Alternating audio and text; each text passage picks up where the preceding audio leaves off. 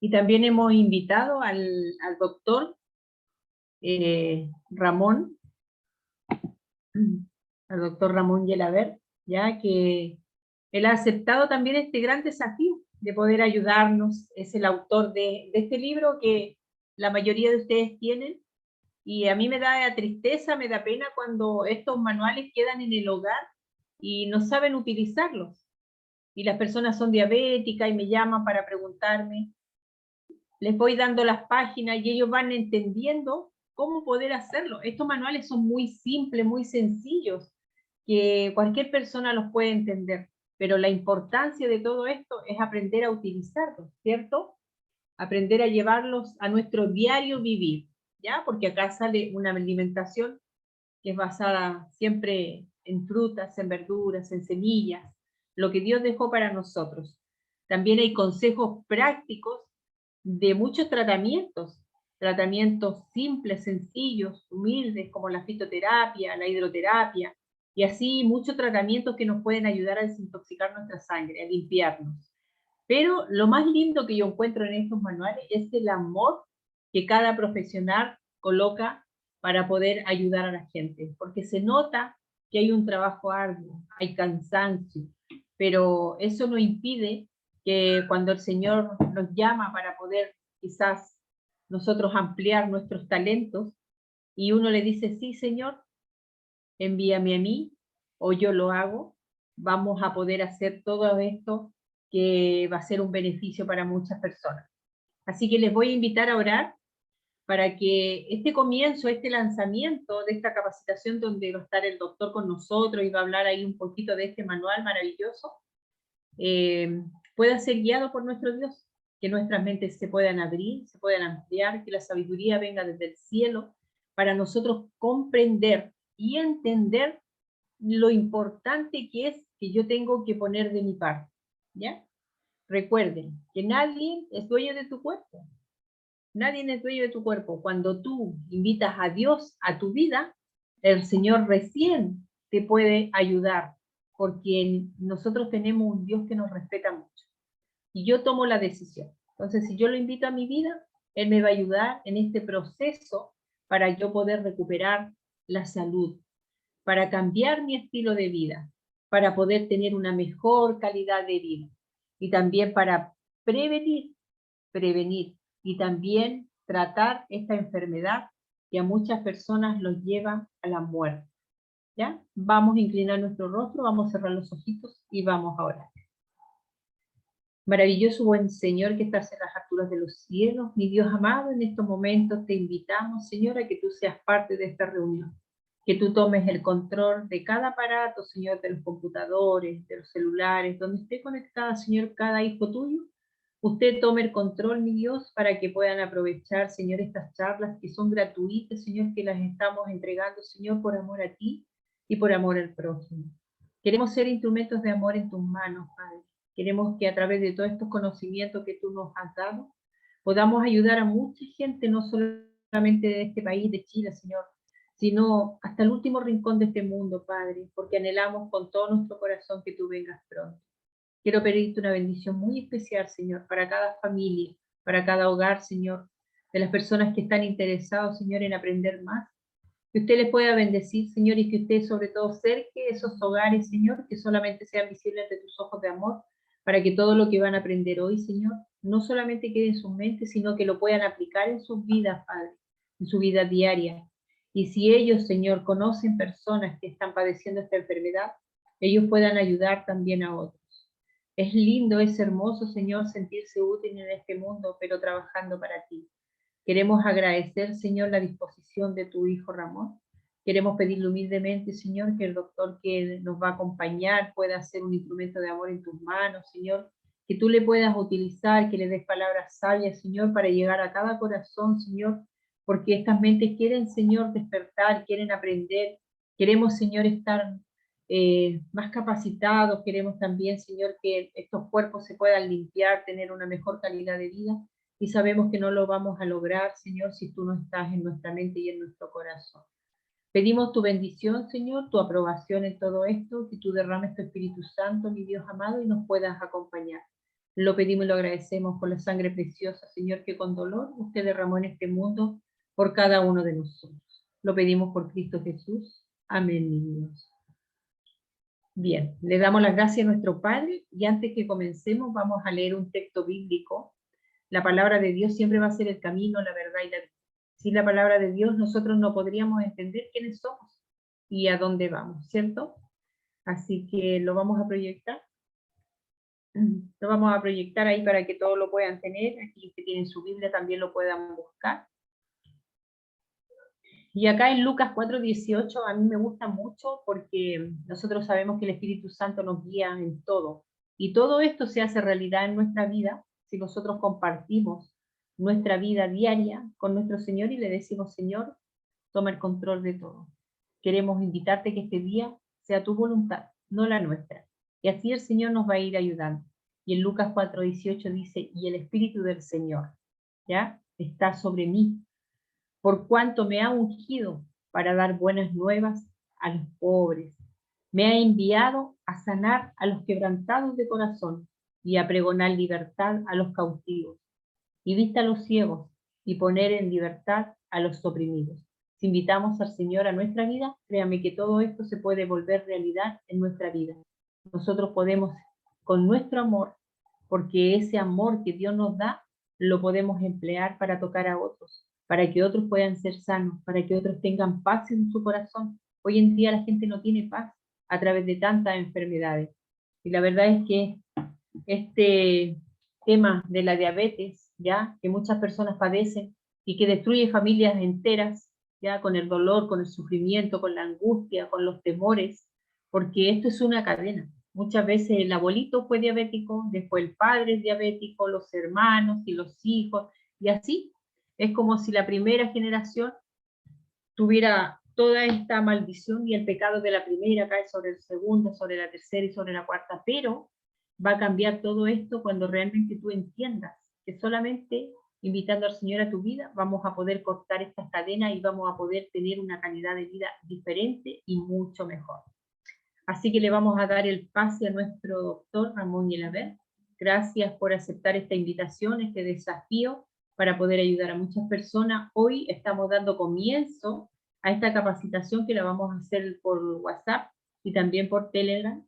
Les vamos a enviar ahí algunos tratamientos sobre todo lo que sale acá en estos manuales. Les vamos a enviar la alimentación, pautas para ir desintoxicando la sangre y ustedes van a ver que al término de esta capacitación cada uno de ustedes se va a sentir mejor. Como me dijo una persona por ahí un día, he bajado 14 kilos con este cambio de estilo de vida. Ustedes no piensen que tienen que hacer dietas, porque eso no resulta, pero sí un cambio de estilo de vida. Bienvenido, doctor, que el Señor le bendiga, que el Señor le use grandemente. Hoy es un día donde usted es libre de hablarnos de este manual. Ya para la próxima capacitación le vamos a dar algunos temitas para que la gente pueda hacer preguntas, pero lo primero que queremos saber es qué lo inspiró a usted a poder hacer este manual tan maravilloso que ha sido una bendición para muchas familias. Buenas tardes a todos. Espero que se me esté escuchando correctamente. Si no, por favor, indíquenmelo. Muy bien, se le escucha muy bien. Muchas gracias. Miren, ¿por qué escribimos un libro sobre la diabetes? A finales de los años 2000, o sea, el siglo pasado, los expertos consideraron que había dos enfermedades que están asociadas, son la obesidad y la diabetes. La obesidad es el principal factor de riesgo de padecer diabetes. Consideraron que si las cosas continuaban de la misma forma, en el crecimiento progresivo de la enfermedad, en el aumento exponencial que cada año va aumentando y aumentando el número de casos, iba a quebrar todo el sistema sanitario en la década de los años 30 del siglo XXI. Es por eso que es una de las enfermedades más estudiadas por los profesionales y también por iniciativa de los propios gobiernos, dado que la alerta es tan grave que piensan que en los años 30 los servicios sanitarios van a quebrar por culpa de la obesidad y de la diabetes. Así de simple. O sea, esa es la perspectiva en la que se encuentra en estos momentos el mundo sanitario.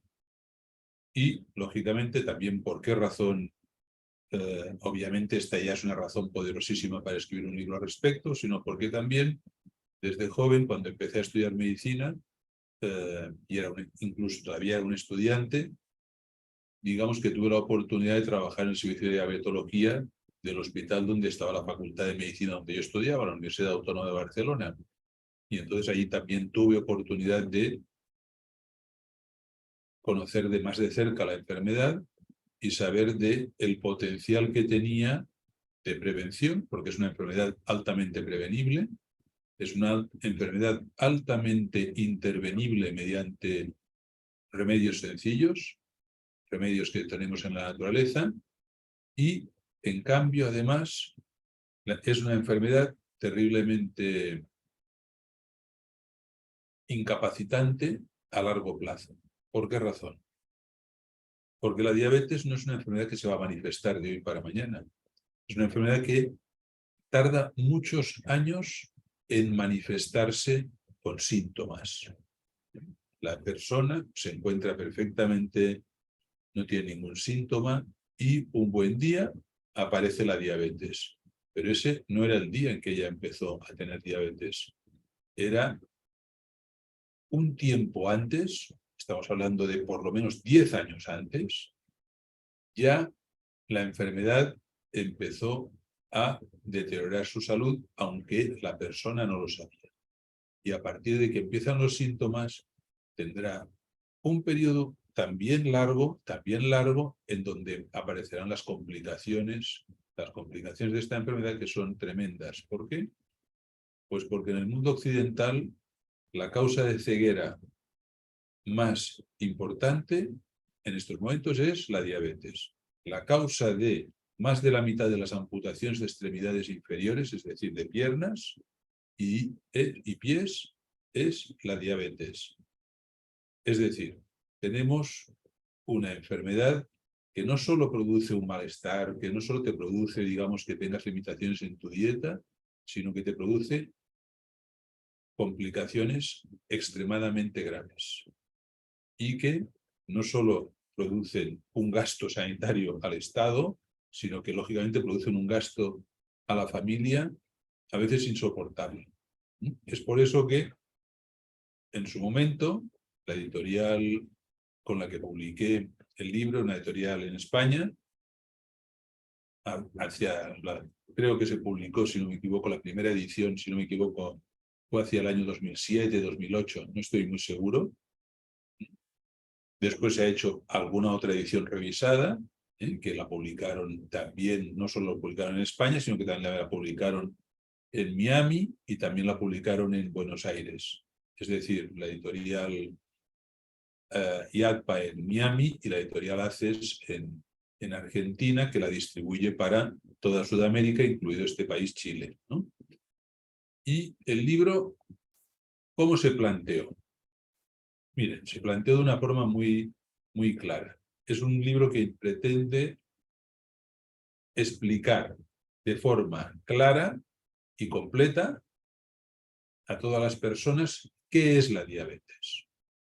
Y eso es lo que usted va, cuando vea el libro, verán las primeras páginas, primeras 30 páginas más o menos, ¿no? Pero después, el grueso del libro va a tratar sobre la prevención y el tratamiento de la diabetes. Porque muchas veces se puede prevenir, incluso las personas que están en una situación que se llama de prediabetes, si adquieren hábitos de vida saludable, pueden evitar el que la diabetes vaya a progresar. La diabetes, por desgracia, es una enfermedad incurable.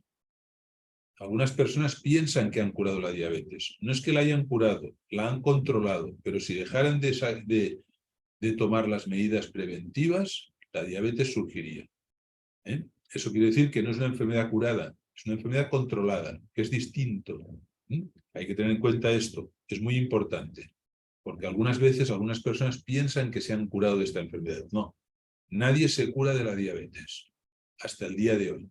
Hasta el día de hoy. Mañana no sabemos, porque los avances médicos siempre son imprevisibles en muchas ocasiones y no podemos saber sí habrá una curación en un futuro, pero no parece que a medio plazo eso sea factible. O sea, por lo tanto, la acción más importante es prevenir y si tengo signos prodrómicos que se llama, o sea, anunciadores de la enfermedad, poner estrictos estilos de vida que me permitan controlar la enfermedad. Y si tengo la enfermedad desarrollada, obviamente tener la posibilidad de no desarrollar las complicaciones a medio y largo plazo de forma abrupta y de forma inmediata. Y en todo caso, tener una mejor calidad de vida. ¿Qué es lo que usted va a encontrar después de la explicación inicial, como he dicho, de que tendrá sobre la diabetes? Pues tendrá varios apartados. Habrá varios apartados.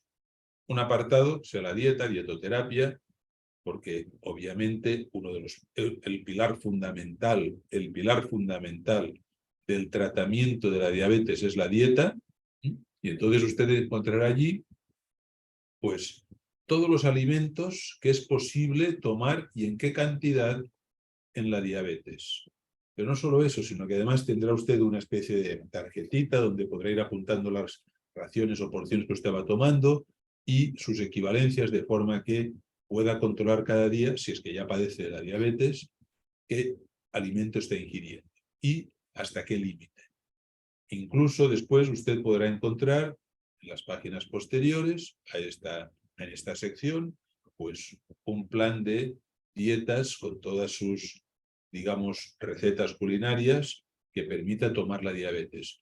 Y usted podrá comprobar al leerlo que algunos de los consejos que se le han dado clásicamente de que no puede tomar ciertos alimentos, por ejemplo, en algunas ocasiones, cuando la gente no se ha informado de forma adecuada, piensan que en la diabetes hay restricciones alimentarias gigantescas. Cuidado, si uno adopta una dieta ovo-lacto-vegetariana, muy probablemente va a tener nulas restricciones alimentarias. De alimentos, no de cantidades. Obviamente las cantidades siempre se tienen que restringir porque la gente a veces piensa que por seguir una dieta ovo-lacto-vegetariana ya es suficiente para estar saludable. No, si alguien digamos, se toma cantidades ingentes de papas o cantidades ingentes de trigo, por muy integral que sea, también no es saludable. Es decir, se deben tomar las cantidades que el organismo necesita para sobrevivir y para vivir. Después, además de la dieta, ¿usted qué va a encontrar? Usted va a encontrar, digamos, una serie de plantas medicinales en forma de fórmulas de varias plantas, en donde usted podrá encontrar plantas que le permitirán, si ya padeciera una prediabetes o una diabetes, reducir los niveles de glucosa, es decir, azúcar, mente llamado azúcar, pero mal llamado azúcar, no es azúcar en realidad, es lo que llamaríamos glucosa, en lenguaje médico un glúcido, o seguramente también han oído la palabra de carbohidrato o hidrato de carbono, ¿no? Bien, pues esas plantas medicinales tomadas de forma racional, tal y como se explica en el libro, en forma de infusión, en forma de cocción, etcétera, y en qué dosis se pueden tomar, eso le permitirá reducir los niveles de glucosa en su torrente sanguíneo, en su sangre. Que eso es, digamos, el efecto inmediato que tiene la enfermedad de la diabetes, que aumenta enormemente el azúcar, la glucosa circulante en sangre, la glucemia. Y eso va a producir, pues, que la persona no pueda aprovechar de su organismo esa glucosa y por lo tanto sentirá mucha más hambre y comerá más, con lo cual aumentará mucho más su glucemia. Y como tendrá mucha glucosa en sangre, orinará mucho y entonces tendrá mucha sed. Y además, como la glucosa no la podrá, digamos, aprovechar sus células de su organismo, tendrá cansancio porque estarán agotadas porque no se están alimentando las células, el organismo se está alimentando y por lo tanto siente cansancio. Y esos serán los síntomas principales que acompañarán a su diabetes. Bien, pues esas plantas medicinales le ayudarán.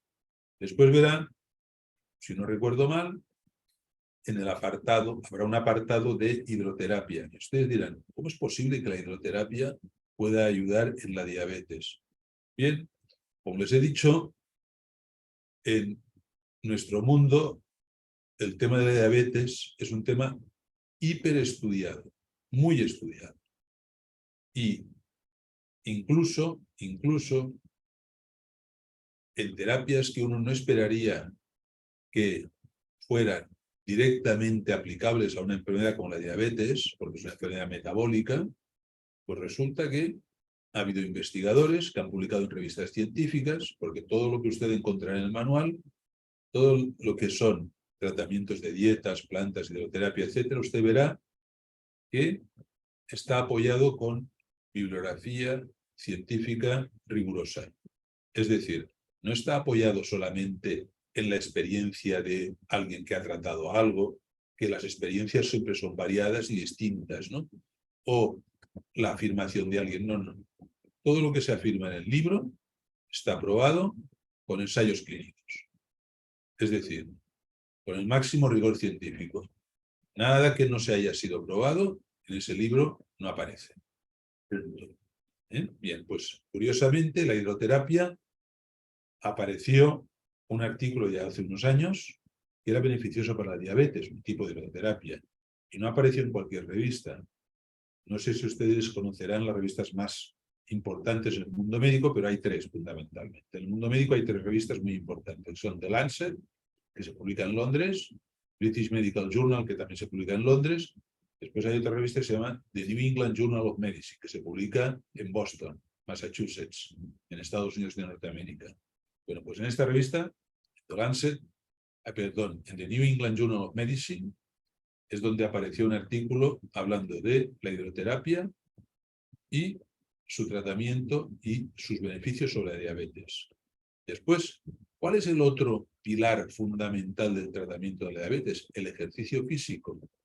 Miren ustedes, esto es algo que a veces las personas no lo tienen en cuenta, pero eso es muy claro. Cuando usted está haciendo un ejercicio físico más o menos intenso, tiene que consumir energía. Para consumir esa energía se necesita en nuestro organismo glucosa, azúcar. Si no, no es posible. O sea, un automóvil funciona con petróleo o con gasolina, benzina, ¿no? O incluso lo pueden hacer funcionar con alcohol, con bioalcohol, ¿eh? Se puede hacer funcionar incluso eléctricamente, con una batería eléctrica. Tiene que funcionar con algo que le dé una fuente de energía. Pues nuestra fuente de energía en nuestro organismo, el organismo humano, es la glucosa.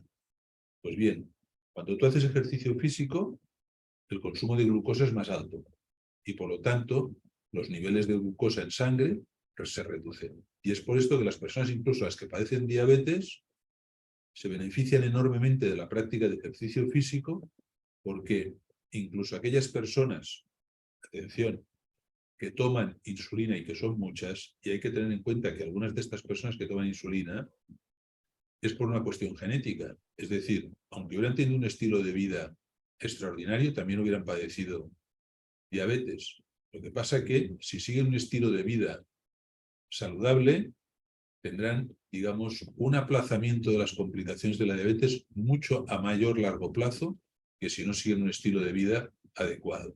Bien, pues las personas, incluso las que toman insulina, la insulina se inyecta, se inyecta. O si alguna persona padece diabetes, ya sabe que es así. Doctor Ramón, Sí, dígame. disculpe que lo interrumpa. ¿Usted puede hablar un poquito más fuerte? Porque se escucha como muy bajito. O subirle más el volumen. Es por eso que antes he dicho Ahora si se sí. escuchaba bien. A ver, por eso he preguntado antes si se me escuchaba bien. Bien, pues incluso las personas que padecen de diabetes, cuando practican un deporte intenso, incluso los que toman insulina, reducen sus dosis de insulina. Es por eso que el pilar fundamental, los dos pilares en el tratamiento cuando ya se padece la diabetes, en el tratamiento de la diabetes son la dieta y el ejercicio físico. Son los dos pilares fundamentales, por encima de los tratamientos medicamentosos, por encima de ellos. Esos son los dos pilares fundamentales. La mayoría de las personas que padecen diabetes, si siguieran un plan riguroso de dieta y ejercicio físico, Probablemente la mayoría de ellos, porque la mayoría no es cuestión genética, es una cuestión, digamos, que sobreviene por factores de riesgo, por estilo de vida en la edad adulta, la mayoría de ellos no necesitarían ni tan siquiera tomar ningún medicamento ni inyectarse insulina a lo largo de su vida. Si siguieran un plan estricto. Si no lo siguen, entonces es cuando interviene el tener que administrar medicamentos que se llaman vulgarmente antidiabéticos orales, que no son antidiabéticos porque no curan nada. No es lo mismo que tomar un antibiótico que cura una infección. Eso cura una infección, pero los antidiabéticos no curan nada. No son antidiabéticos. En realidad son hipoglucemiantes orales, es decir, medicamentos que hacen bajar la glucemia de la sangre. Y el otro gran medicamento, que este lo tienen que tomar muchas personas con diabetes, es la inyección de dosis de insulina, de muchas y variadas maneras. Que en el libro se explica también. Se explica también cuando tú tienes un tratamiento prescrito por un médico, eso sí que tiene que ser evidentemente bajo control médico, de ninguna otra forma se debe administrar la insulina. Cuando tú tienes un tratamiento y te ponen tu pauta, si es con insulina lenta, si es con ultralenta, si es con insulina rápida, etcétera, se te indica en el manual qué tipo de dieta tienes que seguir y, mejor dicho, qué tipo de horarios de comidas tienes que seguir. Porque muchas veces, sin querer, se hace una estandarización de tomar 5 comidas al día. Es decir, hay una mala costumbre instaurada incluso entre los profesionales de la salud, que a todo el mundo que tiene diabetes se le instaura inmediatamente 5 comidas al día. Es decir, el desayuno, almuerzo, cena, y en medio de el almuerzo y el desayuno, en medio del desayuno y el almuerzo, una colación, un refrigerio, ¿no? Y en medio de el almuerzo y la cena, o la 11, como quieran ustedes llamarle, otro refrigerio. ¿Para qué? Para tener un nivel de glucosa más o menos constante y no ingerir mucha glucosa de una vez. Bueno, pues eso es una costumbre, digamos, y un hábito erróneo. Eso dependerá de la pauta de insulinoterapia, la terapia de insulina, que lleve el paciente, que habrá que hacer 5 o 4 o 3 comidas, dependerá. Y eso también se va a explicar en el libro. No se le va a explicar, va a ser un libro que le explicará los tratamientos naturales y los convencionales. No hay un vacío entre cualquier tipo de tratamiento que pueda ser útil y beneficioso para una persona en el estado de que padezca una prediabetes o que padezca una diabetes, o la persona que simplemente sea consciente de que puede tener un riesgo porque ha tenido un familiar directo que ha padecido diabetes, con lo cual el riesgo aumenta mucho, sobre todo si lo han padecido los padres. Hay un gran riesgo de que los hijos lo padezcan diabetes, y entonces, lógicamente, debe tener un estilo de vida que le permita prevenir su diabetes. Y obviamente, y eso hay que tenerlo en cuenta, algunas personas dicen, es muy raro que padezca diabetes. Miren, el país con mayor índice de diabetes hasta el día de hoy es Estados Unidos. ¿Se imaginan cuántas personas tienen diabetes en Estados Unidos?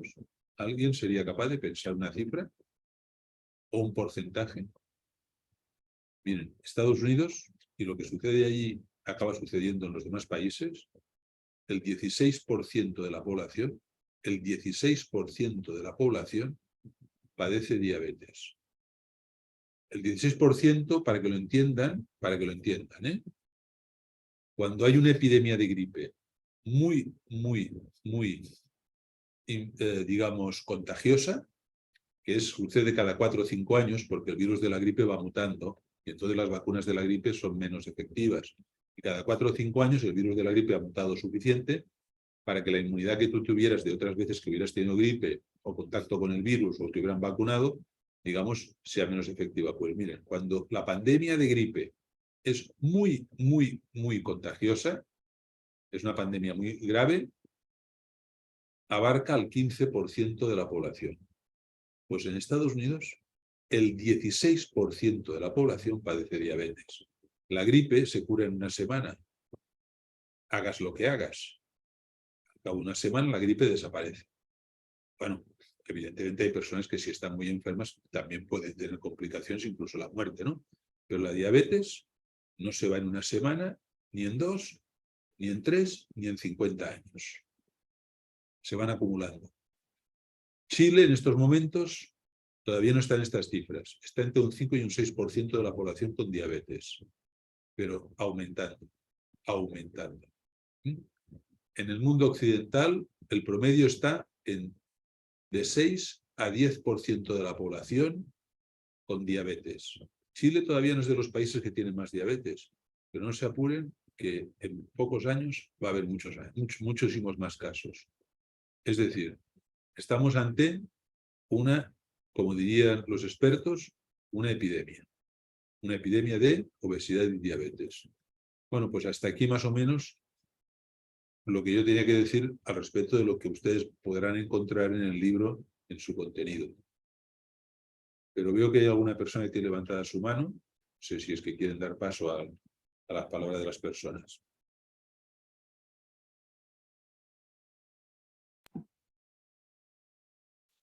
Bien, antes de que demos paso a las personas para que hagan sus preguntas, doctor, también quería como mencionar, hay un tema muy importante que usted habló de la alimentación, de ese cambio de estilo de vida que las personas deben hacer. Y no solamente en la diabetes, nosotros nos damos cuenta de que cada enfermedad que padecen las personas, muchas veces cuando llegamos a ellos y les comentamos un poquito de cómo tienen que ir cambiando un poquito la alimentación, lamentablemente nosotros provocamos muchas enfermedades en nuestro cuerpo. Es el estilo de vida que nosotros llevamos. Por ejemplo, si nos damos cuenta, hay muchas personas que padecen cáncer. Y el cáncer también se produce por una mala alimentación, ¿ya? Por una mala elección de alimentos, el fumar, el tomar, hoy en día la droga, y tanta inmundicia que nos metemos a nuestro cuerpo que eso produce tantas enfermedades. Así como usted hablaba del vehículo, que nosotros el vehículo le tenemos que echar lo que le corresponde, este cuerpo igual. Este cuerpo fue hecho para consumir alimentos saludables, alimentos que provienen de la tierra, todo lo que Dios dejó para nosotros, las frutas, las verduras, las semillas. Y si nosotros preguntáramos cuántas personas toman agua, o sea, son muy poquitas las que realmente le dan el agua al cuerpo para poder limpiarlo.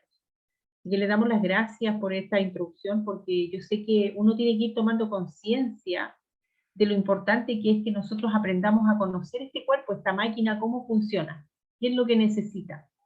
Y si mi enfermedad se produjo a través de un mal estilo de vida que uno lleva, uno tiene que revertir todo eso, revertirlo y, como decía usted, mantenerlo, ¿ya?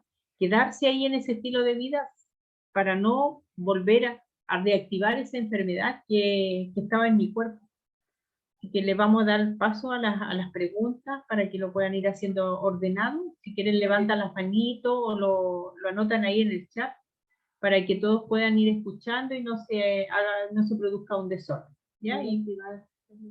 Sí, vamos a activar el micrófono para que las personas puedan prender su camarita y hacer las preguntas.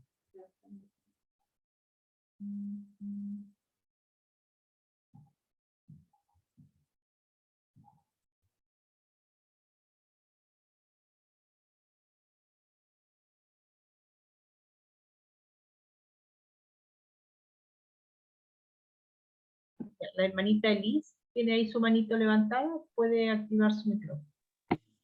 Buenas tardes, doctor. Son dos preguntas. Una a lo mejor me la puede contestar la hermana Angélica o no sé usted. La primera pregunta. He visto muchos de esos libros y como yo trabajo en un grupo de salud y me han dicho, a lo mejor esto no, a lo mejor no es así, pero yo soy de Chile y resulta de que me dicen que hay muchas plantas, verduras y frutas que la gran mayoría son de Europa. En ese libro hay del sur de, digamos, de Sudamérica, de Chile específicamente. Esa es la primera pregunta. La segunda, ¿cómo va la diabetes? Digamos, ¿cómo estaría el ayuno intermitente en la diabetes? ¿Es recomendable? Esas serían las dos preguntas. Gracias. Bien. Primera, en el tema de los alimentos, Chile no tiene ningún problema respecto a Europa. ¿Por qué razón? Porque Chile es un clima mediterráneo. Los cultivos que se cultivan en Chile son prácticamente los mismos que se cultivan en la Europa mediterránea, es decir, Italia, Portugal, España, Grecia, etcétera, Francia. O sea, en eso, con los alimentos, precisamente, si usted viviera en México, en El Salvador, Guatemala, Colombia, Venezuela, sí que podría encontrar una diferencia con lo que usted puede encontrar en la feria, en el mercado o en el supermercado, pero en Chile no. En Chile no hay dificultades de ese tipo. En cuanto a las plantas medicinales, sí, probablemente las plantas medicinales que aparecen en el recetario que nosotros pusimos en el libro son más fáciles de encontrar seguramente en Norteamérica y Europa que en Chile, pero todas son factibles de encontrar. Eso por un lado. Dos, ayuno intermitente en la diabetes. Cuidado. Eso es arriesgado si la persona padece diabetes, no puede practicar el ayuno intermitente. Si la persona padece diabetes. ¿Me he explicado? O sea, no sé si me he hecho entender. ¿Por qué razón? Porque la persona con diabetes tiene un problema que no tiene la persona normal. La persona que no padece diabetes, digamos que cuando no está comiendo, su organismo regula bien la cantidad de glucosa que tiene que sacar de los depósitos que tiene. ¿De acuerdo? Pero el problema de la persona con diabetes, y mantiene un equilibrio más o menos en el nivel de glucosa que tiene en sangre. Pero la persona que padece diabetes, eso lo tiene mucho más difícil. Y entonces podría provocar un ayuno intermitente, podría provocar una bajada de glucosa que le daría, digamos, incluso si el ayuno fuera muy prolongado, le podría dar un coma hipoglucémico. Entonces, si padece diabetes, hacer un ayuno intermitente no sería aconsejable si padeciera diabetes. Otra cosa es, yo creo que tengo parientes con diabetes, sé que tengo parientes con diabetes, tengo un cierto riesgo de diabetes. ¿Por qué razón? Mi riesgo, ¿cuándo aumenta? Pues con la edad. Las personas con más de 60 años ya tienen, en los baremos de riesgo de diabetes, tener más de 60 años ya es un factor de riesgo. Las personas que tienen un cierto sobrepeso u obesidad, lo mismo. Si ya tienes sobrepeso u obesidad, ya tienes un alto riesgo de padecer diabetes. El riesgo, para que nos entendamos, no significa que vas a padecer obligatoriamente la enfermedad. Voy a intentar explicarme qué significa el riesgo. Cuando usted toma un automóvil y va por la carretera, imagínense que va por una carretera, si usted va a una velocidad de 200 kilómetros por hora, tendrá un accidente. Es bastante probable que lo tenga. Es un riesgo mayor que si va a 100 kilómetros por hora, y será un riesgo mayor que si va a 50 por hora. ¿De acuerdo? ¿Es obligatorio que usted tenga un accidente por ir a 200 por hora? No, pero es bastante factible que lo tenga. ¿De acuerdo? Es decir, si usted tiene obesidad, es una persona de más de 60 años, es una persona sedentaria, tiene parientes que han padecido diabetes, usted es el que va a 200 por hora por la carretera. ¿Me explico? Entonces, esa persona, si tiene riesgo de padecer diabetes, pero no tiene diabetes, entonces la aplicación del ayuno intermitente le podrá ayudar en su salud. ¿Por qué razón? Miren, lo normal en los seres humanos, primero es una barbaridad lo que algunos nutricionistas hacen, o médicos, de dar 5 comidas al día a una persona normal. Eso es una barbaridad. Después, no todo el mundo es capaz de hacer menos de 3 comidas al día, pero lo ideal, si una persona tuviera suficiente disciplina y comiera de forma racional, sería un par de veces al día. Fíjense que ya Aristóteles, 400 años antes de Cristo, decía que solo los bárbaros comen más de 2 veces al día. Es decir, si una persona que no padezca diabetes,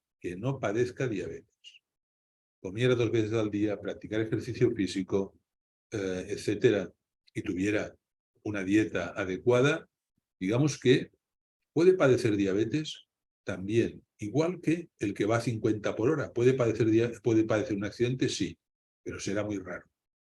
Y será muy raro padecer diabetes, a menos de que haya un componente genético muy elevado, si tienes un estilo de vida saludable.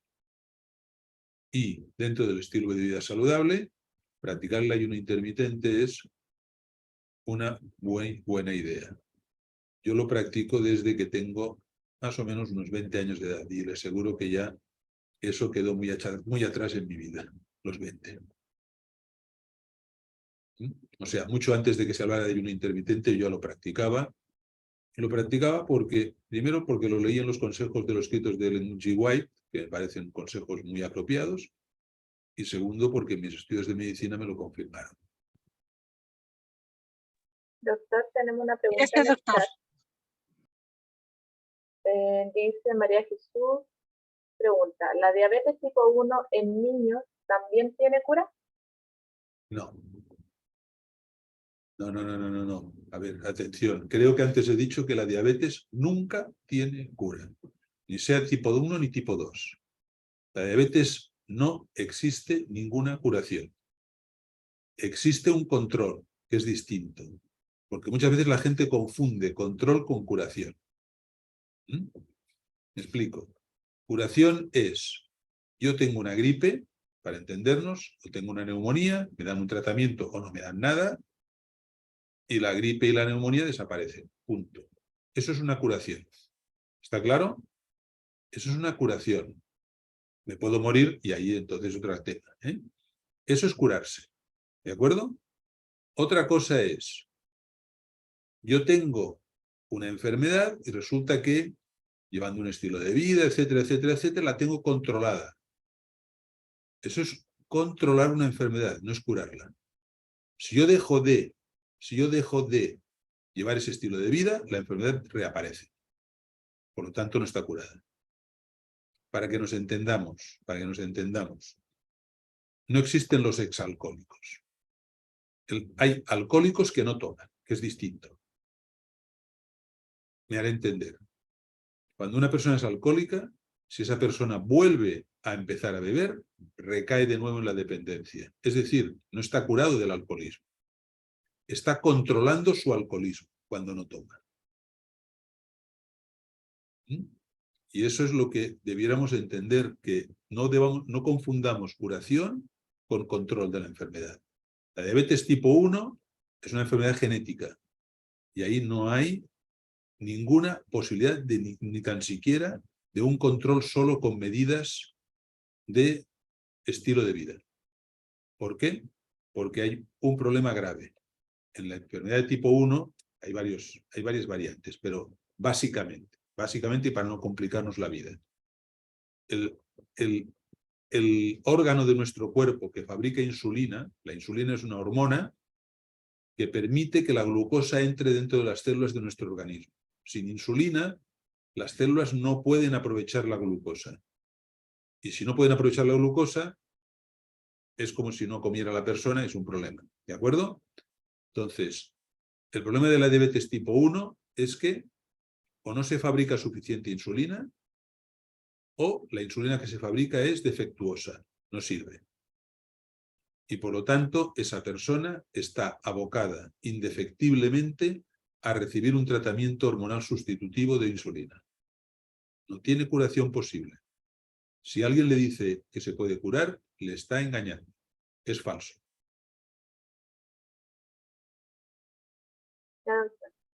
Camila, que tiene la mano levantada, ¿cree que puede hacer su pregunta?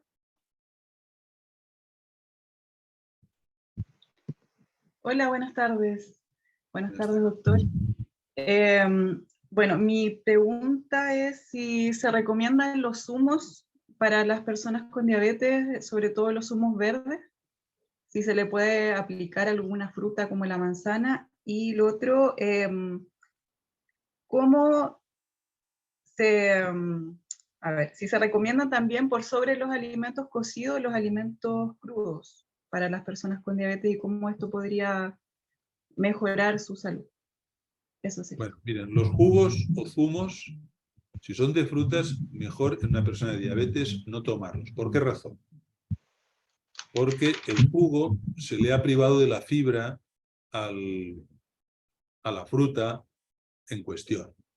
Sobre todo estamos hablando ahora de frutas, no de verduras, cuidado, no de hortalizas. ¿Qué sucede?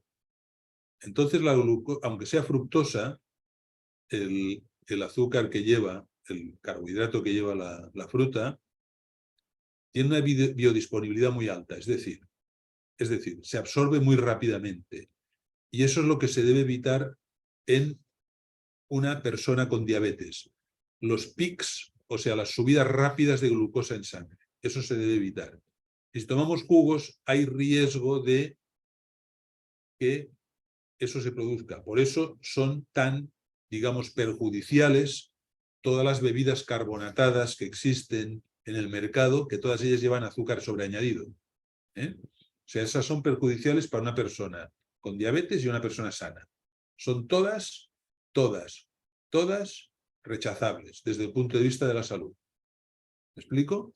Entonces, lo mejor la fruta es tomarla entera. ¿Por qué razón? Porque al tomarla con la fibra, la absorción de la fructosa de la fruta es más lenta. O sea, toda fruta, excepto las frutas desecadas, excepto las ciruelas secas, las pasas, las ciruelas secas, etc. Es otra cosa. Toda fruta en diabetes, aunque la persona padezca diabetes, se puede tomar. Es un error pensar que no se puede tomar fruta. Es un error. Se puede tomar, pero entera, no en jugo. No en jugo. Es mejor no tomarla en jugo. Y si se toma en jugo, entonces acompañarla con fibra alimentaria para que su absorción sea más lenta. ¿De acuerdo? Eso uno. Los jugos verdes o smoothies que la gente conoce. Eso no es tan grave.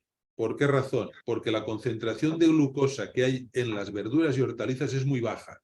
Es extremadamente baja. Por lo tanto, no afectaría a una subida de glucosa rápida en la sangre. No haría un pic de hiperglucemia y por lo tanto eso no es arriesgado. ¿De acuerdo? Alimentos crudos o alimentos cocidos. Hay alimentos que es imposible consumirlos sin cocer. Es imposible. O son de digestión realmente extremadamente compleja. Ejemplo muy común en Chile, la papa o los porotos. Imagínese usted consumir los porotos crudos. ¿Se pueden consumir crudos? Sí. Los porotos verdes se pueden consumir crudos. Supongo que ustedes han comido porotos verdes crudos. Pero habrá otros porotos, los negros, las pintas, etcétera, que eso, intentarlo comer crudo, eso es dificilísimo. Los cereales que son la base de la alimentación mundial, sin los cereales la población moriría de hambre y también una persona con diabetes. Comerlos crudos es posible, sí, pero muy difícilmente. Por lo tanto, obviamente, el cocer la comida, digamos, ha sido uno de los adelantos que la humanidad ha hecho, que ha permitido, digamos, ingerir muchos alimentos que no sería posible hacerlos si fueran crudos. Hay que ser, digamos, equilibrados en nuestras decisiones alimentarias. Vamos por otra del chat, que es de Angélica Maldonado, que pregunta, ¿qué pasa cuando una persona diabética no le baja la hinchazón de pies? ¿Cómo se le puede ayudar a eso? Apreciada, no he escuchado bien. ¿Me escucha ahí? Angélica Maldonado pregunta que cuando una persona diabética no le baja la hinchazón de los pies. No le baja la hinchazón de los pies. ¿Y cómo se le puede ayudar? Ahí, mire, en ese caso, atención.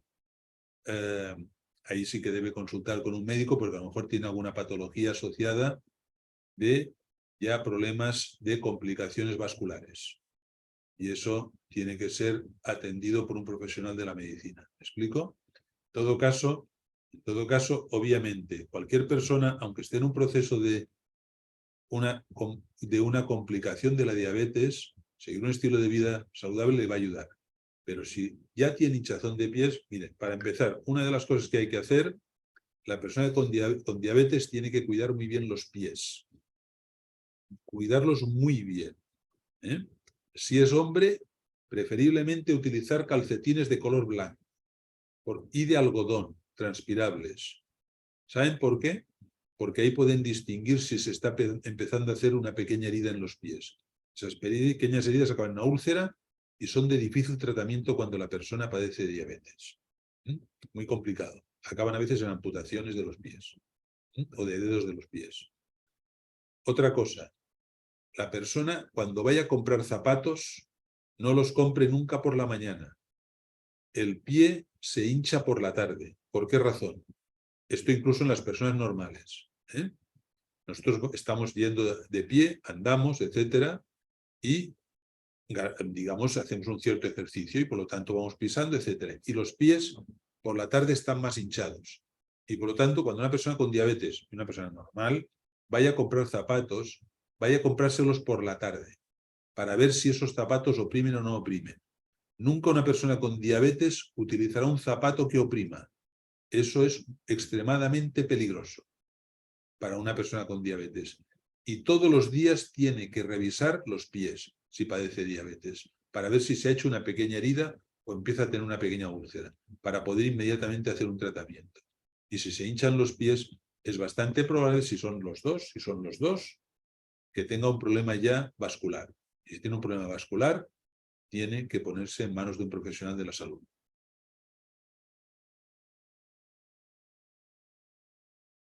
La pregunta B, bueno, tiene la mano levantada y tiene un puntito en el nombre.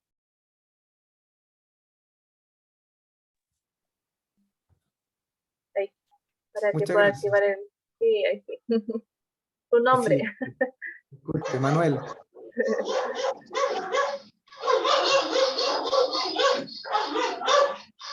Por favor, los micrófonos apagados para que se puedan escuchar bien la respuesta.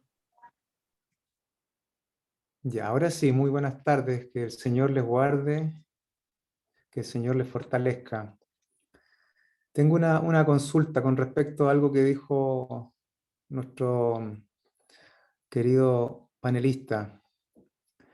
Él dijo que la persona, si padecía diabetes, nunca se sanaba de diabetes y mencionó varias enfermedades. Entonces, yo entiendo que nosotros somos todos cristianos y cuando yo estudio la vida de Jesucristo, cuando Él sana a alguien, lo sanaba bien para siempre. No es que fuera algo a medias.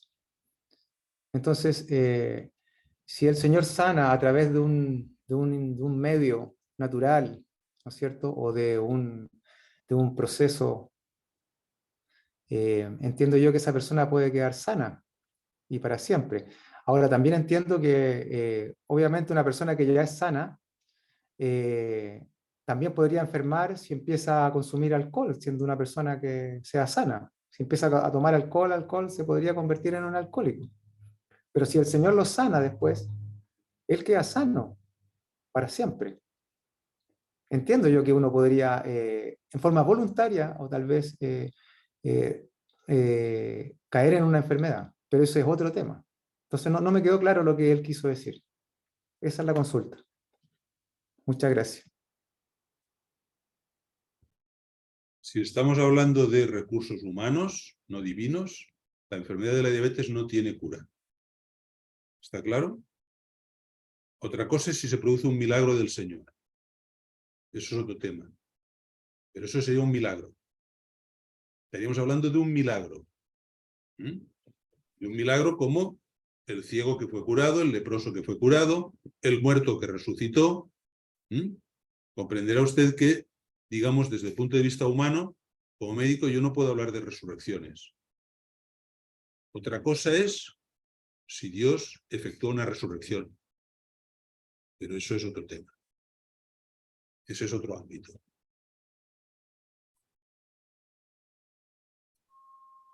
Vamos por otra pregunta del chat que dice, una persona que no tiene diabetes, ¿cuántas horas máximo de ayuno se pueden hacer? Y vamos por otra también. Dice, el consumo de jugos cero azúcar son convenientes para ingerir para un diabético. A ver, vamos a ver. Hagamos por la segunda. Jugos cero azúcar no existen. Eso es falso. Eso es falso. Otra cosa es para entendernos, Coca-Cola cero. ¿Es que el azúcar solo es lo único malo que tiene? No.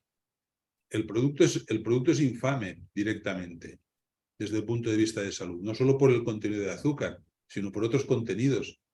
Es decir, todos esos productos que aparecen en el supermercado, en las estanterías del supermercado, y en forma de jugos, eso no es permisible para una persona con diabetes. Cuidado, con una excepción. Con una excepción. Si esa persona estuviera en un coma hipoglucémico, una hipoglucemia severa, entonces esos productos le serían útiles. Porque como elevan rapidísimamente la glucemia, o sea, la glucosa en sangre, solventarían un problema grave, que sería una bajada de azúcar en la persona, una bajada de glucosa, una hipoglucemia.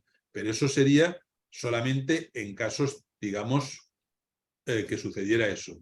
En una situación normal, ninguno de esos jugos es aceptable para una persona sana y menos para una persona con diabetes. Pero la primera era, perdón, he ido a la segunda, la primera era, por favor. La primera era, ¿cuántas horas eran recomendadas el de ayuno ayuno. intermitente? Sí, de ayuno. Sí. Mire usted, esto, a ver si me explico. Nosotros funcionamos, entre comillas, como relojes. Seguro que ustedes han oído hablar de los ciclos circadianos, los relojes circadianos. Entonces, eso no se puede dar una fórmula universal. Razón. No todo el mundo tiene la suficiente disciplina, ni todo el mundo tiene la condición física para hacer ayuno intermitente. Entonces, si esa persona, por la que sea, porque no tiene disciplina suficiente, porque no tiene hábito, porque es incapaz de, digamos, cuando una persona quiere hacer ayuno intermitente, ha de entender que, imagínense cuál sería la colación que, si se practica ayuno intermitente, debiera dejarse de tomar. La cena, ¿de acuerdo? La comida de la noche. Bien, pues si la persona ha tenido hábito durante años de tomar una comida por la noche, la cena, para perder ese hábito, porque nuestro reloj funciona, seguro que han escuchado los perros de Pavlov, ¿no? Que les hacían una lucecita, una campanita y ya estaban segregando saliva, aunque no les pusieran comida, ¿no? Pues para que eso se llama un reflejo condicionado. Pues nosotros también nos hacemos reflejos condicionados a nosotros mismos por los horarios de comida. Y para perder el reflejo condicionado del hambre a la cena, por lo menos pasan 2 o 3 meses. O sea, la persona que quiere hacer ayuno intermitente de forma regular va a estar 2 o 3 meses con hambre por la noche si está acostumbrada a cenar. Entonces, muchas veces la persona siente como desfallecimiento, desvanecimiento si no come. Pero eso es una sensación psicológica más que real. Pero las sensaciones psicológicas para la persona que las padece son completamente reales. Y eso es muy difícil de, digamos, de subsanar, a menos de que haya una disciplina enorme. Entonces, ¿qué es lo normal en un ayuno intermitente? El ayuno intermitente suele durar unas 18 horas, más o menos. Desde que, por ejemplo, el mediodía, la comida del mediodía, el almuerzo de un día normal que puede terminar a las 2 o a las 3, hasta el desayuno que puede empezar a las 7 o las 8 de la mañana del día siguiente, pueden pasar hasta 18 horas más o menos, ¿no? Eso sería normal, pero muchas veces la gente no tiene suficiente disciplina para hacerlo. Eso ya cada uno es lo que puede hacer. O sea, el ayuno intermitente tendría que ser, digamos, de unas 18 horas, más o menos. Piensen que nosotros realmente, en las horas de noche, nosotros no comemos. Si la gente duerme aproximadamente 8 horas, está 8 horas sin comer. Eso, entre comillas, sería una intermitencia muy breve, ¿no? Un ayuno intermitente muy breve. Hay que añadir unas horas más, por lo menos, para que se pueda considerar ayuno intermitente. Y si, digamos, una persona cenara, por ejemplo, en un horario europeo, ¿no? Los horarios europeos son, o norteamericanos, anglosajón, cenar se cena, o la 11, se cena a las 6 o las 7 de la tarde máximo, ¿no? Excepto que la gente salga por ahí de fiesta, etcétera, que pueden cenar más tarde. Pero normalmente es esa hora. Y se termina de cenar a las 7 y hasta las 7 de la mañana siguiente no vuelves a desayunar, o a las 6. Han pasado de 11 a 12 horas, más o menos. Eso sería lo normal. Para que sea un ayuno, has de añadir por lo menos 4, 5 o 6 horas. Para que poderse considerar un ayuno intermitente tendría que ser 16, 17 o 18 horas, más o menos. Y eso es perfectamente soportable si uno se disciplina. Más que eso, tampoco va a ser necesario porque por lo menos vas a comer 2 veces al día. Por la mañana, desayuno, y al mediodía, o tarde, almuerzo. Y entre comida y comida vas a dejar por lo menos de 5 a 6 horas entre las comidas, porque no puedes estar comiendo permanentemente. Si desayunas a las 7, por ejemplo, y almuerzas a la 1 o a las 2, tienes que dejar unas 5 o 6 horas mínimo de espaciado. No quedan más horas. 6 horas más a 24 horas del día, 18. Por lo tanto, un ayuno intermitente tendría que ser 18 horas, más o menos. Ahora vamos con la pregunta de Ramón Donoso, para que pueda activar su micrófono. Buenas tardes, doctor. Mire, tengo a mi madre de 81 años. Ella es insulino dependiente y además tiene hipertensión. Pero hace poco ya empezó con un problema de estomacal. Tiene problemas para digerir alimentos, tiene hinchazón, falta de apetito. Entonces quisiera saber si esto tiene incidencia directamente con el tema de la diabetes. ¿Y de qué forma poder, digamos, ayudarla? No, la hemos llevado a médico y no la han podido ayudar. A ver, 81 años es una edad complicada para establecer estilos de vida.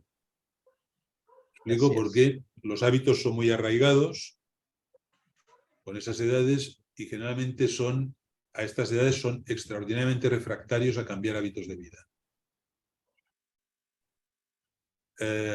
Los tratamientos que nosotros propugnamos en mi libro obviamente requieren un cambio de estilo de vida. Una persona de 81 años, intentar hacer un cambio de estilo de vida es una tarea hercúlea. O sea, muy, muy, muy complicado. Muy complicado. ¿Qué sucede cuando una persona es insulino dependiente, 81 años, tiene hipertensión, tiene problemas de dispepsia, o sea, etcétera? Allí sí que hay que ir haciendo, digamos, un poco de ensayo y error, probando. ¿Qué alimentos ella, o sea, seguramente imagino que no debe de seguir, no supongo que no, si no has tenido el hábito en su vida de seguir una dieta ovo-lacto vegetariana, por lo tanto, intentar introducirla a esa edad es extremadamente complejo. O sea, a veces lo bueno es, lo mejor es enemigo de lo bueno es enemigo de lo mejor, mejor dicho. Y quizás una dieta ovo-lacto vegetariana es extraordinaria, pero quizás en el caso de su madre no sea lo más indicado porque no va a adaptarla, no la va a adoptar y todavía vamos a provocar una situación complicada. Incluso, y hay que tener en cuenta eso, hay una persona tiene derecho a escoger su dieta. Tiene derecho. Y tiene derecho a vivir su vida, ¿me explico? Aunque sea con una vida limitada, aunque sea una vida con padecimiento, etcétera. Y hacer eso es difícil. Entonces, mi consejo es, si esa persona en su vida, digamos, estuvo acostumbrada a tomar caldos, sopas, cocido desde el punto de vista de hervido, perdón, etcétera, alimentos de ese tipo, pues ir intentando hacer que tenga ese tipo de comidas, evitar los condimentos, evitar la sal, todo lo que se pueda si tiene hipertensión, Obviamente no va a ser fácil, porque si esa persona a lo largo de su vida se condimentó mucho la comida, después la va a encontrar insípida, y para volver a encontrar sabor en las comidas sin el aditamento de sal superflua, excesiva, etcétera, se tarda mucho tiempo en recuperar la sensación de las papilas gustativas cuando no están estimuladas por condimentos, y es una labor que no pueden proponerse, digamos, un éxito inmediato. Es una tarea a largo plazo y con éxitos parciales. No, o sea, el horizonte de tener grandes éxitos, en función de lo que usted me está diciendo, es proponerse algo, digamos, que probablemente va a ser desgastante para la propia paciente y desgastante para ustedes al ponerse un objetivo excesivamente elevado. O sea, hay que intentar hacer lo mejor posible, pero con limitaciones.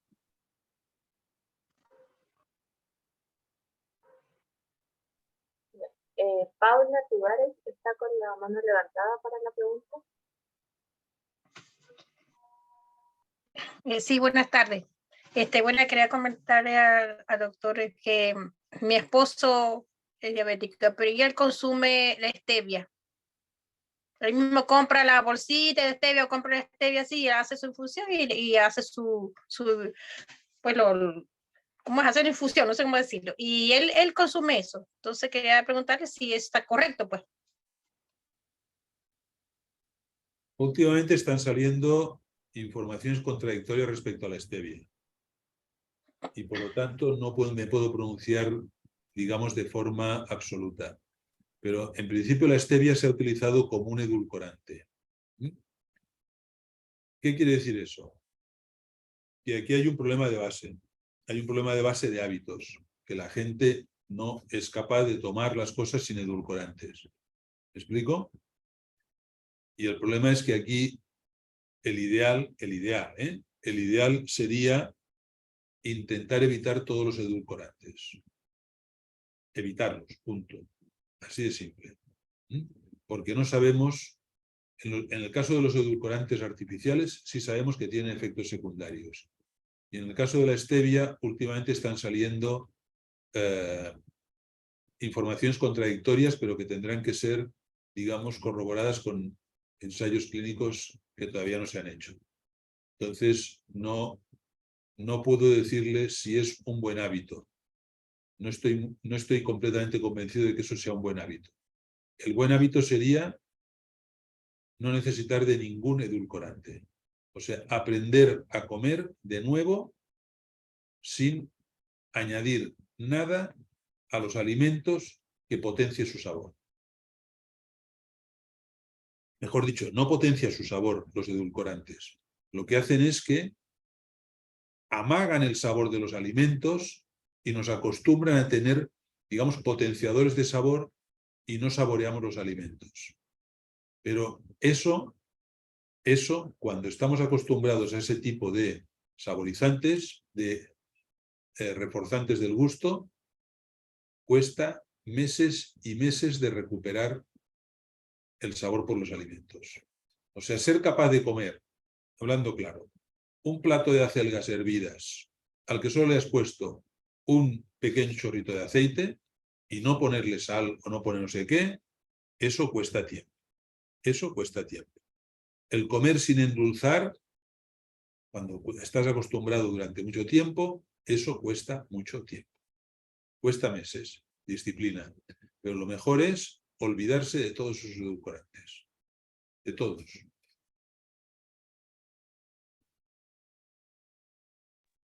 En el chat hay otra pregunta que es, ¿el ajo crudo o cocido es bueno para la diabetes?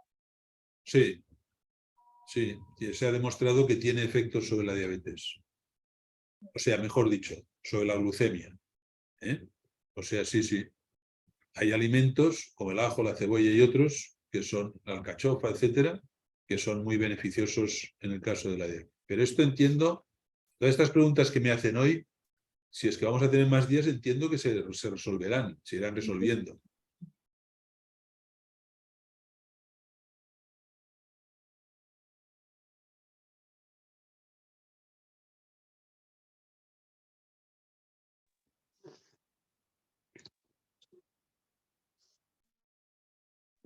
Ya, vamos a hacer la última pregunta, que me parece que es Oriana, que está con la manito levantada.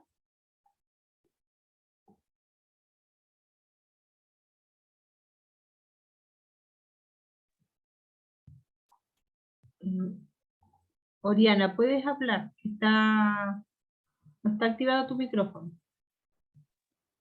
Hermanita, doctor, buenas tardes. Le voy a hacer una consulta. Mi papá es diabético. Mi papá le encontraron un cáncer en la próstata. El problema que no sé si él puede hacer gimnasia por el problema que le encontraron a él ahora. Le está afectando la vista. Ahora mañana tiene ahora un médico que le va a ver el fondo de ojo. El problema que no... con el cáncer que le encontraron, yo sé que yo, por lo que yo pienso, él no puede hacer deporte, no puede hacer gimnasia, alguna cosa, o puede hacer algo más suave. Esa es mi pregunta. Por favor. Primero, ¿su padre qué edad tiene? ¿Y cuál es su condición Tiene física? 79. ¿Y cuál es su condición física?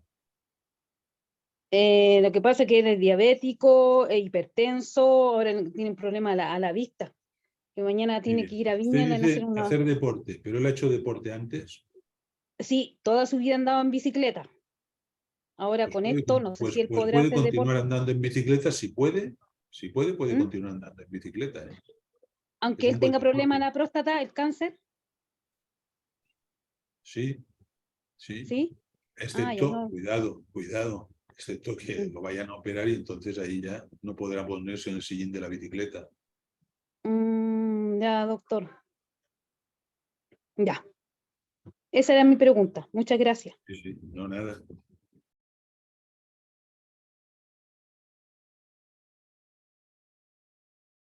Hay algunas preguntas que veo en el chat que no hemos contestado. Las podemos mirar y contestarlas brevemente. ¿eh? Empiezo por abajo porque si no es muy difícil. ¿La sal de mar es más beneficiosa que la ordinaria? A ver, la sal común en principio no es extremadamente beneficiosa, por lo tanto, lo que pasa es que la sal de mar lleva un poco más de yodo, etcétera. Es un poco, digamos que la sal común sala mucho más que la sal de mar. La gente cambia un poco el sabor, cambia un poco el sabor. Pero digamos que, miren, de sal los alimentos ya llevan. Todos los alimentos llevan cloruro sódico. La sal que nosotros le añadimos es un exceso. Es todo excesivo. La única sal que se debiera utilizar, es la que sirve para hervir. ¿Por qué razón? ¿Por qué razón? Porque si usted no pone sal en el agua, cuando está hirviendo, por ejemplo, las verduras se quedarán deshidratadas. Razón. Los alimentos tienen sal en sí mismos. El agua que nosotros ponemos de la llave no lleva sal. Y entonces, digamos, los líquidos producen digamos, un equilibrio de concentración de sales.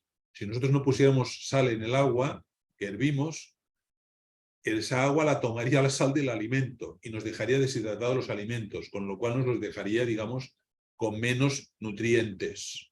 Es por eso que hay que utilizar sal cuando hervimos, pero no para aliñar. No se añade sal a la ensalada, no se añade sal a la comida. Eso es un error dietético y nutricional. O sea, la gente debe acostumbrarse, y eso tarda un tiempo, cuando se ha estado aliñando con sal, añadiendo sal a la comida, pues claro, ahí ya has anulado las papilas gustativas para que puedan saborear los alimentos sin sal. Pero el añadir cualquier sal a un alimento ya cocinado, eso es un exceso, siempre. No se debe añadir sal a la comida. La comida ya tiene la sal suficiente para nuestras necesidades fisiológicas. El ser humano necesita sal, pero toda la sal que necesita la tienen los alimentos. No se necesita añadir sal. La sal solo debe ser utilizada para cocinar, para hervir, para evitar deshidratar los alimentos cuando los cocinamos. Pero no debe ser utilizada para añadir. Ni sal común, ni sal de mar, ni ninguna. No debe ser utilizada. Para una persona, dice, para una persona que no es aún diabética, ¿puede endulzar con miel? La miel es uno de los alimentos mejores de la naturaleza. Los clásicos hablaban de la manzana, el yogur y la miel, como los grandes alimentos. Y la miel es uno de ellos. El problema es que la miel actual está toda, digamos, adulterada. Ese es un problema grave. Y es un problema que, excepto que uno mismo tenga panales de miel, panales de abejas, es insolucionable. Ay, déjame escuchar. Es insolucionable. Bueno, entonces, la miel, si fuera realmente miel, cualquier persona normal la puede tomar. Y una persona con diabetes también. En su medida. No libremente. No libremente. En su medida. Puede tomarse miel. Es un error pensar que una persona con diabetes no puede tomar miel. Una persona con diabetes puede tomar miel, pero en cantidades muy reducidas. Una persona normal puede tomar más cantidades, pero tampoco puede ser exagerado. Obviamente la miel es el endulzante ideal, pero el problema es que la miel que nos venden en la actualidad, en los comercios, está completamente contaminada. Y ahí es muy difícil entonces de dar un consejo.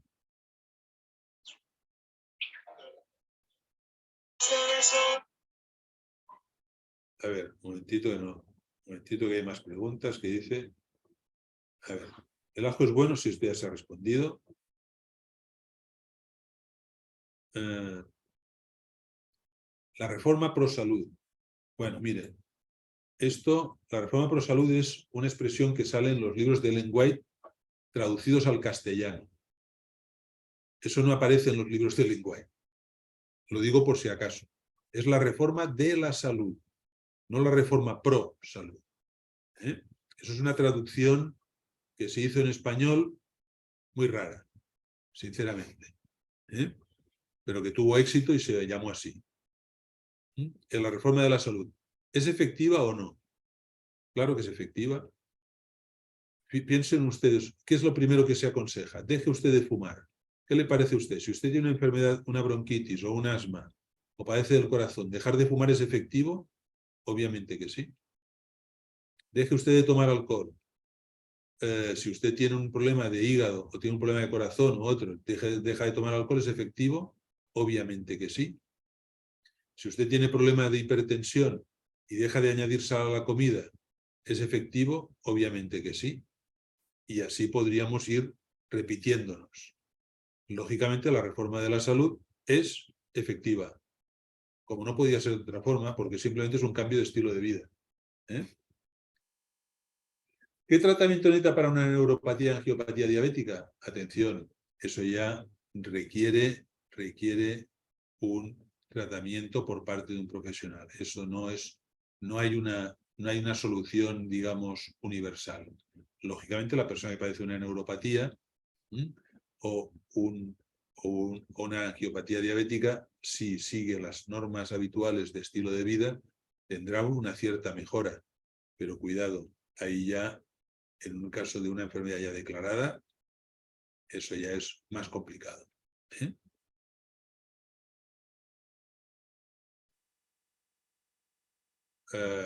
Hay otras cosas que ya se han contestado. Dice, entre los medicamentos llamados antidiabéticos existen distintas calidades. No, calidades no. Lo que hay es distintos efectos. Distintos efectos. Hay distintos tipos de mal llamados antidiabéticos. Mal llamados antidiabéticos. Son hipoglucemiantes orales. Es decir, hay distintos tipos y no todos están indicados en no todos los pacientes. Eso debe estar controlado por un profesional de la salud, sin duda alguna.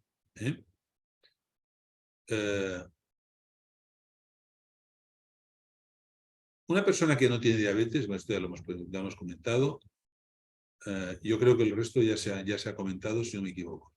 Bueno, aquí dice la directora de la Asociación de Diabéticos de Chile, la doctora Carmen Solís, dice que Chile está llegando al 11% de la prevalencia de diabetes, sí. Lo acabo de consultar y sí, el Ministerio de Salud de Chile dice que hay un 10% de la población con diabetes. Cuidado. ¿El 10% de la población padece diabetes? Sí. ¿Pero todos son con diabetes? No. Es decir, una cosa es tener una prediabetes y otra es tener diabetes. ¿Mm? Es decir, la mayoría de las personas que son diagnosticadas de diabetes todavía no tienen la diabetes de un carácter florido. Pero es posible que a lo mejor yo esté equivocado y las cifras que esté dando ya el Ministerio de Salud de Chile ya son diabéticos más que confirmados y en fase clínica. Entonces estaríamos en una situación, si es el 10%, entonces es una situación en Chile catastrófica. Simplemente, si el 10% de la población en Chile padece diabetes, es decir, diabetes que requiere tratamiento médico, la situación sanitaria en Chile empieza a ser una catástrofe. Así de simple. Si eso es cierto, que yo no he podido, digamos, corroborar esas cifras, digamos, de forma matizada.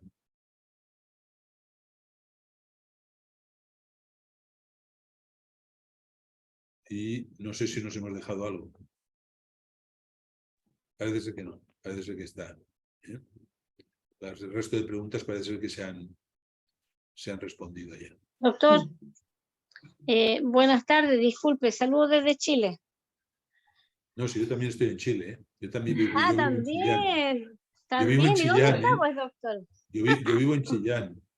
Ah, está en Chillán, entonces nos vamos a ver pronto, si Dios quiere. Mire, una consulta. Tengo mi mamá diabética, pero a la vez tiene Alzheimer, comienzo con Alzheimer. ¿La diabetes mal controlada incide profundamente en un Alzheimer? No que se sepa. ¿No? No que se sepa. O sea, usted, Ya. a ver si he entendido, quizás he entendido mal la pregunta. Ya, ya. He entendido que si la diabetes era digamos, un desencadenante del Alzheimer, Sí, correcto. Eso consulto. no que se sepa. Ya.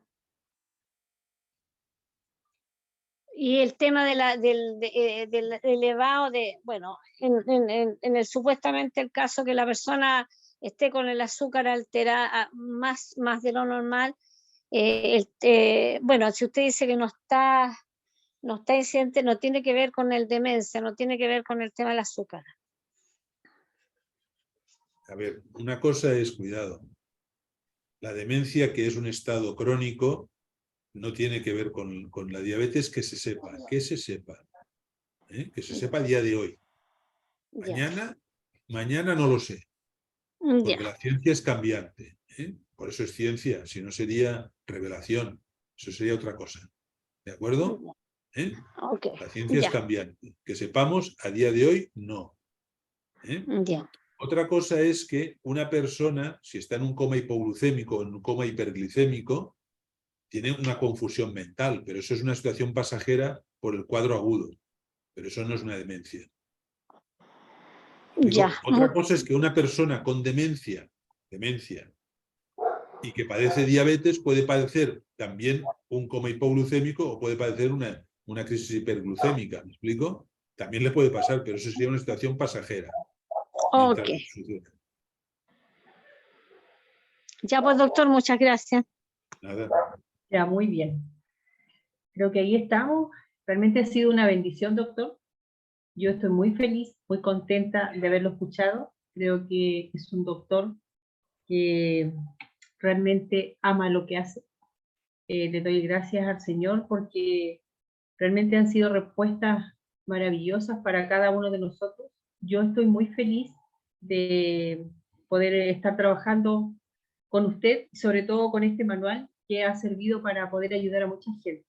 Lo que el doctor dijo de que la diabetes se puede controlar, sí se puede controlar con un cambio de estilo de vida. Hay personas a las cuales hemos llegado y han ido cambiando todo, comiendo más sano, más fruta, más verdura, más semilla, más legumbre, agua, y ellos han dejado de tomar muchos medicamentos que los mismos doctores les fueron quitando, ya no se están colocando insulina, pero también hay diabéticos que después del cambio ellos se sintieron mejor y después volvieron a consumir lo que consumían antes, exceso de carnes, grasa, muchos lácteos, y volvieron a ser diabéticos. Entonces, es lo que el doctor quiso explicar, que la persona que cambie su estilo de vida y que puede tener la fuerza de voluntad para controlar el apetito, porque realmente es un problema el apetito, que nos lleva muchas veces a consumir muchos alimentos que tienen excesos de azúcar, y es lo que le gusta al ser humano, los excesos de sal,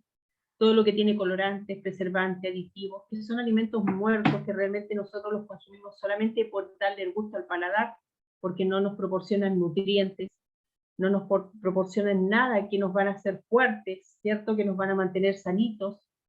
Y yo creo que el poder de Dios se manifiesta siempre y cuando tú te esfuerces, ¿ya? Tú te esfuerces y seas valiente y dejes todo aquello que te llevó a esa enfermedad, ¿ya? Porque el cáncer, la hipertensión, la diabetes, la psoriasis, todas las enfermedades que nosotros podamos padecer, no es un castigo de Dios, sino que es una consecuencia de nuestro estilo de vida, un estilo que elegimos mal. Y cuando nosotros vamos conociendo que hay una manera correcta de vivir, porque Dios nos hizo perfectos, ¿ya? No era el plan de Dios que hubieran tantas enfermedades, tanta tristeza, tanto dolor en la humanidad como lo hay ahora. Yo creo que Dios quiere hacer milagros en tu vida, pero eres tú el que te tienes que esforzar, porque este cuerpo es uno solo, y este cuerpo el Señor me lo entregó a mí para que yo fuera mayordomo de él y lo pudiera cuidar. Así que yo creo que la palabra acá en Josué 1:7 nos dice, solamente esfuérzate, ¿ya? Y sé muy valiente para cuidar de cumplir toda la ley que mi siervo Moisés te mandó. No te apartes de ella, ni a la derecha ni a la izquierda, para que tengas éxito, y dice el Señor, en todo lo que emprendas. Hoy yo creo que todos nosotros tenemos que tomar decisiones de emprender un cambio de estilo de vida, de poder cuidar este cuerpo. Este cuerpo, nadie lo va a cuidar por ti. Tú tienes que cuidarlo. Tú tienes que cuidar cada órgano, cada célula, cada tejido. Nuestro cabello, mucha gente se le está cayendo el cabello y se ponen una crema o compran champú muy caro, y esa no es la solución.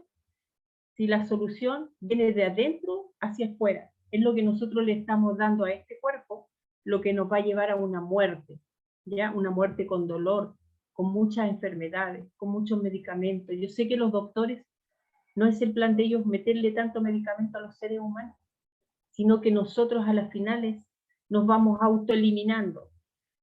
Por eso que nosotros tenemos que cambiar nuestro estilo de vida para tener una calidad de vida mejor. ¿Y saben a qué es lo que nos lleva a eso? A sonreír, a ser felices, a acostarte con paz y a levantarte con un deseo de vivir un día más. ¿Qué pasa con una persona que tiene una calidad de vida muy mala, con muchas enfermedades? No pueden dormir, al otro día no se quieren levantar, se encierran en una pieza oscura, y eso no es una calidad de vida para nosotros. Dios ama a sus hijos, Dios puede hacer milagros, como dijo el doctor, pero ese es un milagro que Dios va a hacer en tu vida cuando tú te esfuerces y seas valiente y puedas dejar todo aquello que nos contamina tanto. No es solamente la alimentación, son muchas cosas, las pantallas hoy en día, el trasnochar, el vivir una vida desequilibrada, el pelearte con todo el mundo, el ser negativo, no ser positivo en tus pensamientos. Hay muchas cosas que van afectando nuestra salud. Así que vamos a ir aprendiendo poco a poco cómo nosotros podemos llegar a tener una salud que nos haga felices, que podamos sonreír, que podamos abrazar a otros, porque con tanto dolor, tanto sufrimiento, tanta amargura que tienen las personas, ni siquiera te quieren dar un abracito. Así que gracias, doctor, que el Señor le bendiga mucho. Ahí estamos orando para que el Señor nos pueda guiar y podamos ayudar a mucha gente y crear esa conciencia para que la mente se abra de que esto es súper fácil, pero siempre y cuando yo tenga la valentía de poder hacerlo, de decir, no, hoy no voy a hacer esto y no lo hago. Y cada día yo me voy a sentir mejor porque voy a tener logros en mi vida. Así que vamos a orar. Me gustaría pedirle al doctor que pudiera orar para finalizar esta reunión, y en la semana les vamos a ir enviando todo lo que es los tratamientos, algunos tratamientos que van a ser súper ricos para ustedes. También vamos a trabajar con la alimentación porque este manual nos da para todo. Y vamos a ir explicando un poquito ya para que ustedes vayan cambiando su estilo de vida y ojalá al término de esta capacitación, varios de ustedes puedan hacerse exámenes y ustedes van a ver cómo van cambiando esos exámenes que quizás siempre eran, pero ni siquiera querían ir al médico porque salían todos malos, y van a ver el cambio. Y ahí ustedes se van a dar cuenta lo importante que es que yo ponga de mi parte. El médico no puede hacer nada por ti si tú no pones de tu parte, porque el médico te puede dar a lo mejor insulina, medicamentos y todo, pero si yo sigo comiendo lo mismo, voy a seguir enfermando cada día más. ¿Ya? Así que, doctor, ¿nos puede guiar en oración?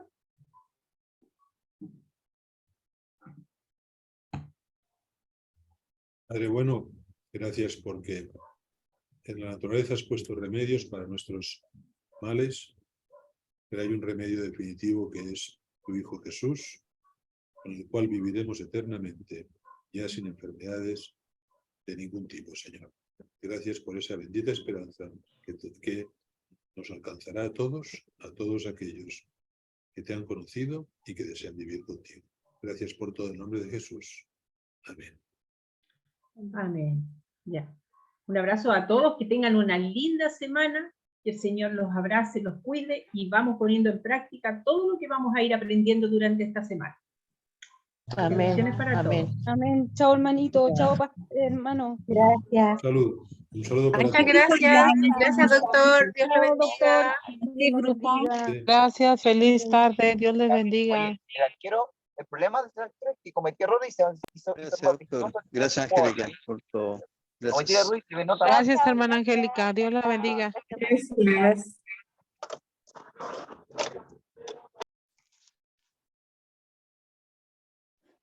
Gracias.